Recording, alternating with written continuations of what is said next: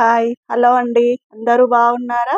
ఇవాళ మన లక్కీస్ కిచెన్లో కాకరకాయ కారం ఎలా తయారు చేయాలో చూసేద్దాం. దానికి కావాల్సిన ఇంగ్రీడియంట్స్ నేను ఇక్కడ చూపిస్తున్నాను. కాకరకాయలు నేను ఉప్పు పసుపు వేసి ఇలా పిండేసి తీసుకున్నాను. పొట్టు తీయలేదండి, కాకరకాయకు ఇలాగే తీసుకున్నాను.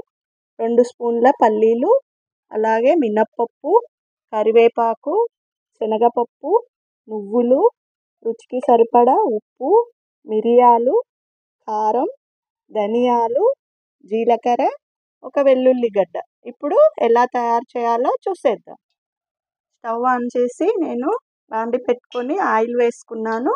ఇందులో మనం తీసుకున్న కాకరకాయలని ఫ్రై చేసుకోవాలి, మంచి గోల్డెన్ కలర్ వచ్చే వరకు.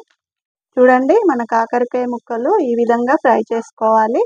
ఇలాగే అన్నింటినీ ఫ్రై చేసుకొని తీసుకుందాము. చూడండి, కాకరకాయలు ఫ్రై చేసిన ఆయిల్లోనే కరివేపాకు కూడా వేసి ఫ్రై చేసుకుందాము. పల్లీలు కూడా ఫ్రై చేసుకుందాము. మనం తీసుకున్న శనగపప్పు, మినప్పప్పు, నువ్వులు, మిరియాలు, అలాగే ధనియాలు, వీటన్నింటిని కూడా మంచిగా ఆయిల్లో ఫ్రై చేసుకుందాము. మిక్సీ జార్ తీసుకొని మనం వేయించుకున్న పప్పులన్నీ మిక్సీ జార్లో వేసుకోవాలి. పల్లీలు, అలాగే కరివేపాకు, దీన్ని నేను కొద్దిగా తీసి పెడుతున్నానండి, మొత్తం వేయట్లేదు.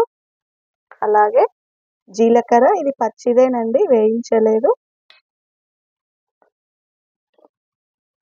కారం, రుచికి సరిపడా ఉప్పు. ముందుగా వీటన్నింటినీ మిక్సీ పట్టుకుందాము.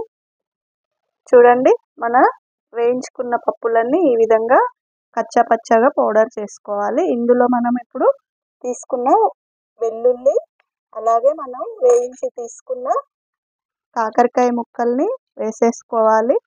అలాగే 2 రిక్కల చింతపండు కూడా వేసుకోవాలండి. ఇవి మళ్ళీ ఇప్పుడు మనము మిక్సీ పట్టుకుందాం. ఎంతో టేస్టీ అయిన మన కాకరకాయ కారపొడి రెడీ అయిపోయింది. చూడండి, ఎంతో టేస్టీగా ఉంటుందండి. మనం రైస్లో వేసుకొని కొద్దిగా నెయ్యి వేసుకొని తింటే. ఈ వీడియో కనుక నచ్చితే లైక్ చేయండి, షేర్ చేయండి, మీరు కూడా ట్రై చేయండి.